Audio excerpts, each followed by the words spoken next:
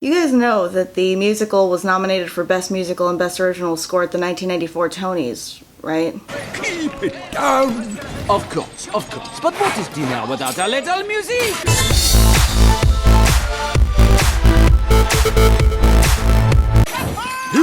This movie suffers from what we're calling, "we wrote a commercially successful musical but decided to use nothing of value from it" syndrome. That wouldn't be such an issue if they didn't take surface level things straight from the musical without actually using them in an effective way that enhanced the story, especially when it came to, you know, the music.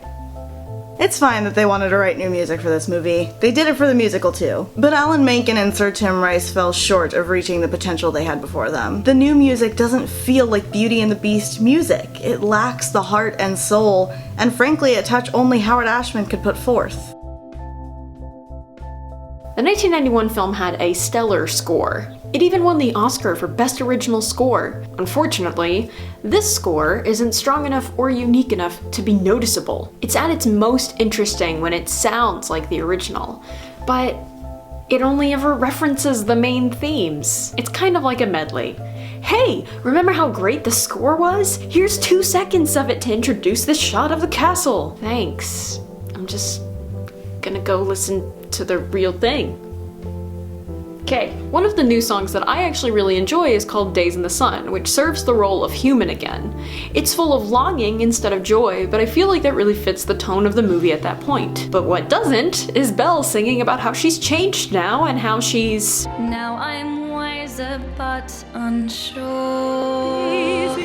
What is she unsure about? And why is Andra a background vocal for her stupid verse? Why is Belle even in this song? It serves more to develop a connection between Belle and the household than it does anything else, which is a weird choice from a narrative standpoint. Why can't we just have human again? Audra would have had an actual solo, and wouldn't you know it, it would have fit thematically with the rest of the songs. And it was in the animated movie. Even if not originally, it's still there. You can still watch the full movie with human again in it. There are some things that I will never not be mad about, and the fact that Audra didn't get to sing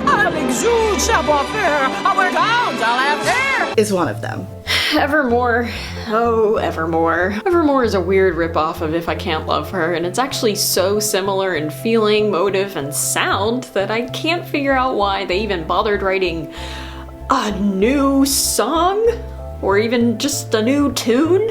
Like, I know the lyrics need to be different, it's at a different point of the story, but there's also an If I Can't Love Her reprise that probably would have been perfect for this scene. I actually like Evermore, but only when Josh Groban sings it as a standalone song because it's not actually necessary or as powerful for the Beast as If I Can't Love Her. Maybe they thought they needed a new song because the Beast feels no emotion other than grump throughout this movie, so they needed something less compassionate and sorrowful and more shallow, something that wasn't necessarily linked to the music of the other songs. I don't really buy that though. They knew that they had not done the work to earn If I Can't Love Her. How Does a Moment Last Forever is fine. I like it better in the credits when it's sung by the voice of the 90s, Celine Dion. It doesn't really steal much from the original movie or the musical, but it does serve to establish who Maurice is in this movie, an artist rather than an inventor. And to prove that Kevin Kline is a fantastic actor, because maybe Maurice can't sing, but Kevin Kline can. Who am I to bridle if I'm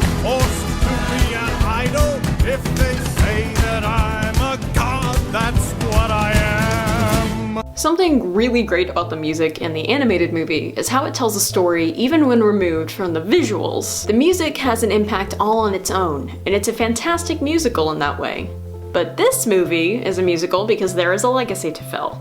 It plays around with diegetic and non-diegetic music, and it usually works more as diegetic. Just to clarify, diegetic music is produced naturally. For example, it would be a coat rack playing a violin, and you hear a violin sound. Non-diegetic is music that is produced in a movie inorganically. So that would be most musicals, when characters just burst into song and they all know the words. I will just say that the diegetic coat rack violinist is one of my favorite things in this movie. The point is that a great musical should have the songs work for the story. The songs need to enhance the story somehow. They need to convey actual information, and the new songs often don't do that here. Why would you ever tease home without actually singing home? I know Emma Watson doesn't really have the chops to sing home, but seriously? They don't just tease home, they completely misuse it. Home is about Belle's anger at the Beast for imprisoning her, which is perfect for this version of Belle. But instead we get a sweet instrumental version that's just meant to highlight the opulence of the furnishings. This entire bit is just set design porn. It doesn't affect Belle at all, it's just there because the audience needs to appreciate the gold. But think how they squirm when they see how I glitter. Why? For the life of us, we cannot figure out why Emma Thompson got to sing the title song. Why have Darling Ray of Sunshine and Tony Award winner Audra McDonald in your musical and not use her for the big solo?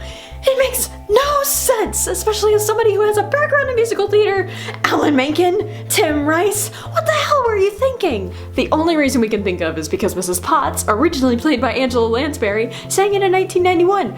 But the thing is that Mrs. Potts doesn't have to be the character to sing Beauty and the Beast. It actually doesn't matter for the narrative. It was convenient because Angela Lansbury is an iconic, also Broadway singer, but so is Audra McDonald. She is far more equipped to sing the song than Emma Thompson, who's a great actress and fine, she's fine. Fine, Mrs. Potts, she's fine. But not the same as Angela or Audra. At the very end of the musical, Mrs. Potts sings a somewhat meaningless refrain of the title song.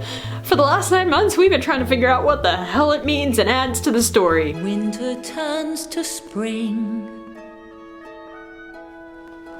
Famine turns to feast. Winter turns to spring?